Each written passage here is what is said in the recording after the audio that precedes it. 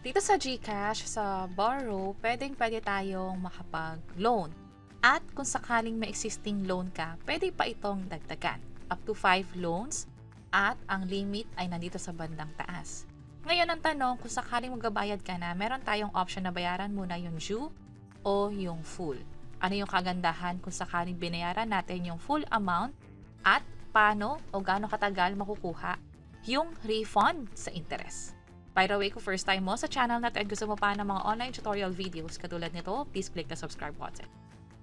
Dito sa GCash, pumunta sa borrow, GLoan. From here, makikita mo yung mga loans mo. Sa ngayon, isa yung nakikita natin. Pero kung may iba ka pang loans dito, halimbawa 2, 3 o hanggang 5, makikita mo na sunod-sunod siyang nakalista dito. At each loan may kanya-kanyang due date at option na bayaran na din. Pag sinap natin yung Pay Now, pwede mo nang bayaran yung first month due kung saan kapag binayaran natin to on time, hindi tayo magkakaroon ng penalty. Pero may kasama na itong interest. Dito naman, may kasama rin itong interest pero ang mangyayari is kapag binayaran natin to in full, magkakaroon tayo ng refund or cashback na tinatawag. At dito mismo sa website ng GCash, nakalagay dito na kapag nagbayad tayo ng GLoan in full at least 1 month in advance, pwede tayo makakuha ng cashback na. At sa experience ko, nung binayaran ko to, tinap ko lang tong next and then dinouble check ko lang, may enough naman akong wallet, pay. Ito na agad yung confirmation. At may nakuha tayong cashback na 678.23.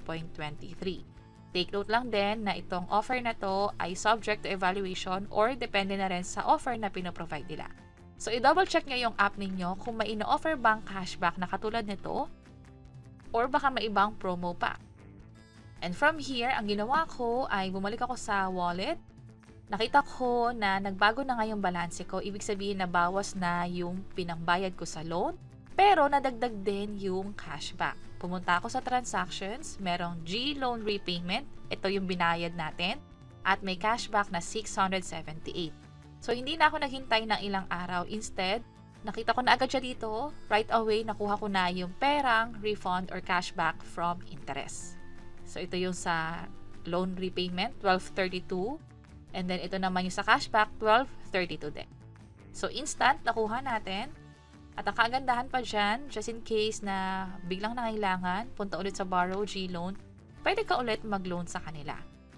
Hindi na kailangan maghintay pa ng ilang araw. Kapag nabayaran mo siya in full, may option ka ulit or bibigyan ka ng chance ng GCash na makapag-loan ulit sa kanila. Also, kung sakaling wala pa kayo nakukuhang cashback, pwede nyo i-check yung inbox and then dito sa notifications, pwede nyo makita rito yung notification from GCash. Katulad nito, fully paid, may confirmation at may cashback na din. And that's it. Sana nakatulong tong video na to. Kung oo, pakiclick ang like button at para sa iba't ibang mga tutorial videos, pwede nyo i-check ito nasa baba. Sana makatulong. See you sa next videos. Bye-bye!